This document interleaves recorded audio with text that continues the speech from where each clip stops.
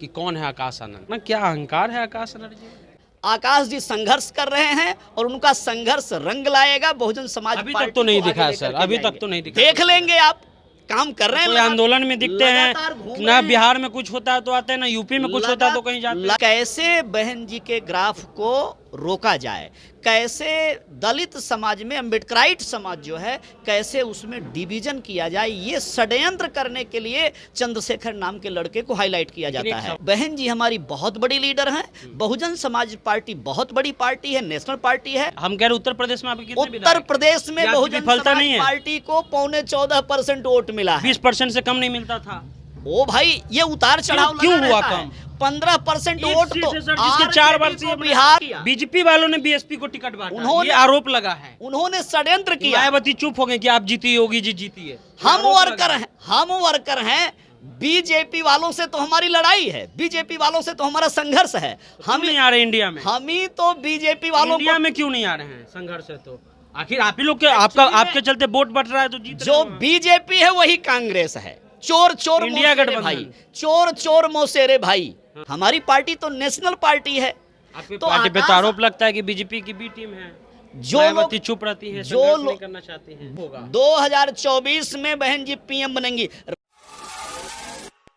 बसपा के प्रदेश कार्यालय में हैं हम लोग और यहाँ पर हमारे साथ जो है केंद्रीय स्टेट प्रभारी साहब हैं लालजी मेघांकर साहब। लालजी साहब, एक बयान अब जनता पूछ रही है या जो आम लोग हैं वो पूछ दे कि कौन है आकाश आनंद। आकाश आनंद जी बहुजन समाज पार्टी के राष्ट्रीय कोऑर्डिनेटर हैं। बहुजन समाज पार्टी देश की राष्ट्रीय पार्टी है, क्षेत्रीय पार्टी नहीं है, कोई छोटा मोटा संगठन नहीं है। बहन जी हमारी राष्ट्रीय अध्यक्ष हैं और वो उत्तर प्रदेश जैसे इतने बड़े सूबे में 4 बार मुख्यमंत्री रही हैं। ऐसी बड़ी पार्टी के वो नेशनल कोऑर्डिनेटर हैं। लेकिन ये सवाल होगा ना, क्या अहंकार है आकाश आनंद जी? नहीं, अहंकार नहीं है। उन्होंने पूरे देश के नौजवानों को, यूथ को एक संदेश देने का काम किया है। बहुजन समाज पार्टी का जो मत है, बहुजन समाज पार्टी का जो ग्राफ है, दलित समाज में से निकल करके अगर कोई नौजवान उसको बांटने की कोशिश करता है, मनुवादी पार्टियों के जाल में फंस के, उनके चुंगल में फंस करके अगर वो हमारे वोट बैंक को, हमारे समाज को बांटने की कोशिश करता है, तो माननीय आकाश आनंद जी ने पूरे देश को ये संदेश दिया है कि ऐसे बांटने वाले जो छोटे छोटे लोग हैं, चूंकि उनकी राष्ट्रीय पार्टी नहीं है, चूंकि उनका राष्ट्रीय स्तर का संगठन नहीं है, वो कोई संघर्ष नहीं है, वो कुछ लड़कों को बुला लेना, साथ में आ जाना। और हमारे भी समाज के वो नौजवान बच्चे जो हाथी के सामने वाली बटन दबाते हैं, कोई भी जय भीम करे, कोई बाबा साहेब डॉक्टर अंबेडकर का नाम ले, कोई भीम का नाम ले, तो हमारे समाज के बच्चे इकट्ठे हो जाते हैं और इकट्ठे हो करके उनको जो मेन स्ट्रीम मीडिया है वो भी और तमाम प्रकार की मीडिया उसको हाईलाइट करती है। हाईलाइट करने के पीछे, उसको संघर्ष बताने के पीछे, उसको नेता बताने के पीछे एक ही मकसद है कि कैसे बहन जी के ग्राफ को रोका जाए, कैसे दलित समाज में अम्बेडकराइट समाज जो है कैसे उसमें डिवीजन किया जाए, ये षड्यंत्र करने के लिए चंद्रशेखर नाम के लड़के को हाईलाइट किया जाता है। तो राष्ट्रीय हमारे कोऑर्डिनेटर आकाश आनंद जी ने पूरे देश के नौजवानों को एक संदेश देने का काम किया है कि आपको बंटना नहीं चाहिए।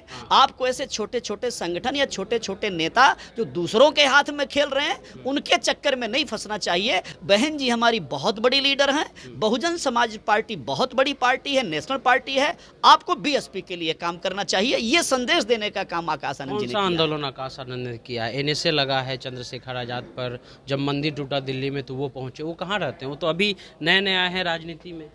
कौन सा आंदोलन? अगर ये उदाहरण आप आकाश आनंद जी का करना चाहेंगे तो आपका ध्यान उधर जो है जाना चाहिए अखिलेश यादव पर भी।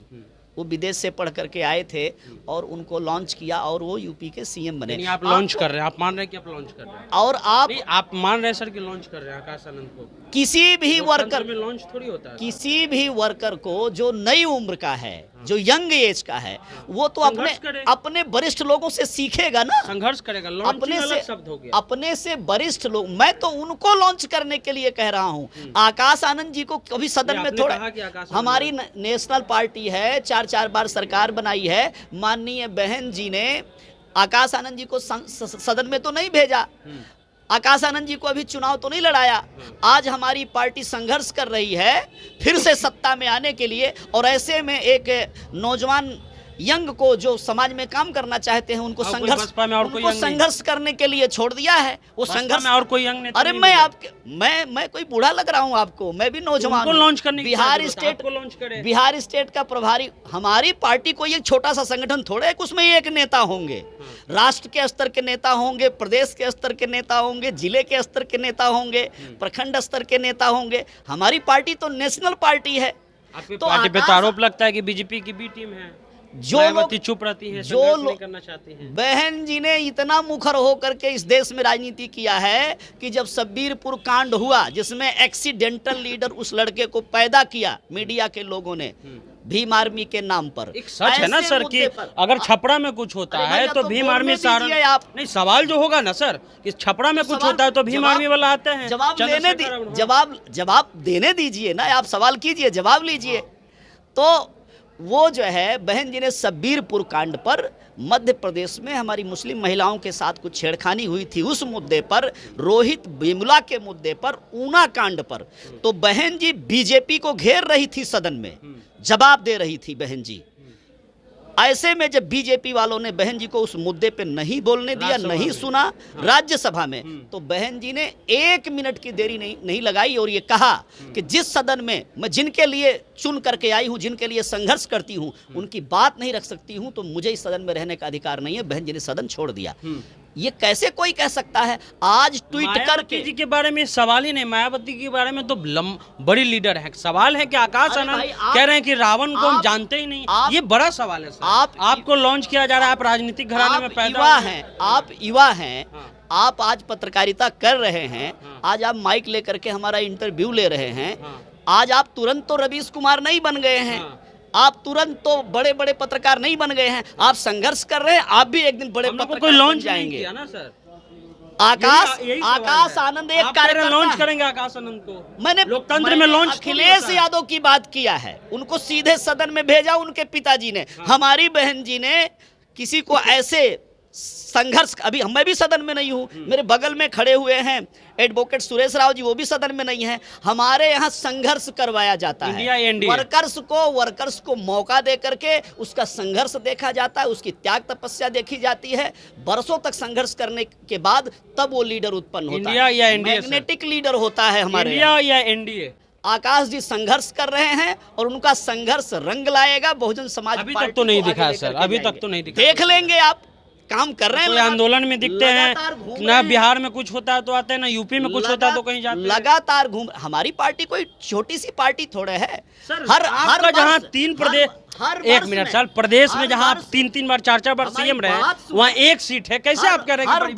हर वर्ष 3-4 स्टेट में चुनाव होता है। हमारे जो राष्ट्रीय स्तर के लीडर्स हैं, जो कोऑर्डिनेटर्स हैं, तो किसी न किसी, उत्तर प्रदेश में कितना विधायक है? हर साल किसी न किसी चुनाव में आपके कितने विधायक हैं? हर साल किसी न किसी चुनाव में हमारे उत्तर प्रदेश में आपके कितने विधायक? आकाश आनंद जी भी जब से जो है पढ़ाई करके विदेश से आए हैं, पार्टी के कार्यकर्ता बने हैं, तब से किसी न किसी राज्य के चुनाव में, राष्ट्रीय किसी न किसी कार्यक्रम में लगातार इन्वॉल्व रहते हैं, लगातार वो संघर्ष कर रहे हैं। हम कह रहे उत्तर प्रदेश में आपके कितने विधायक? उत्तर प्रदेश में बहुजन समाज पार्टी को 14.25% वोट मिला है। 20% से कम नहीं मिलता था।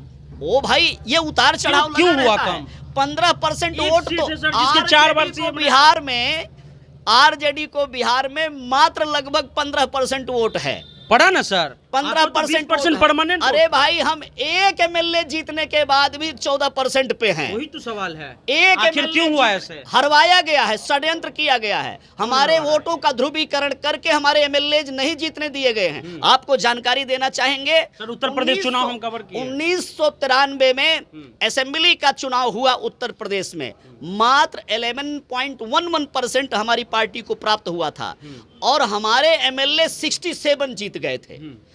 11% वोट पर 67 जीतते हैं और आज के दौर में 13% पर एक एमएलए। इसका मतलब होता है कि सारी पार्टियां बीएसपी को हराने के लिए उन्होंने वोटों का ध्रुवीकरण किया कि बीजेपी वालों ने बीएसपी को टिकट बांटा, ये आरोप लगा है। उन्होंने षड्यंत्र किया। मायावती चुप हो गए कि आप जीती, योगी जी जीती है। हम वर्कर हैं बीजेपी वालों से तो हमारी लड़ाई है, बीजेपी वालों से तो हमारा संघर्ष है। हम नहीं आ रहे इंडिया में, हम ही तो बीजेपी वालों इंडिया को, में क्यों नहीं आ रहे हैं संघर्ष है तो?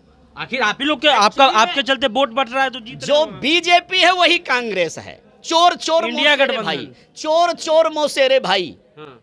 INDIA जो गठबंधन बनाया है उसको लीड कांग्रेस पार्टी कर रही है। हमने कांग्रेस के खिलाफ ही तो मान्यवर कांसीराम जी ने, बहन जी ने BSP बनाई। वोट बटेगा, आप चाहते हैं कि वोट बटे? वोट नहीं बटेगा, बहन जी PM की दावेदार हैं, हम संघर्ष कैसे कर रहे होगा हैं। सर? बहन जी एक PM विधायक बनेंगी। कैसे होगा? 2024 में बहन जी PM बनेंगी। राजनीति में बदलाव होता है तेजी के साथ। अभी हमारा एक MLA आया है, अगली बार जब यूपी में चुनाव होगा तो हमारी सरकार बनेगी। हाँ, लेकिन सवाल यही हमारी है कि गवर्नमेंट कहाँ बनेगी। रहेंगे आप, इंडिया या NDA? हमारी ना अकेले इंडिया, लड़ेंगे? ना तो इंडिया और ना ही NDA, हाँ। Only Bahujan Samaj party, only बहन कुमारी मायावती जी। चलिए, तो सर से बातचीत आपको कैसा लगा नीचे बताइए। द इंटरव्यू इंडिया आप देख रहे थे।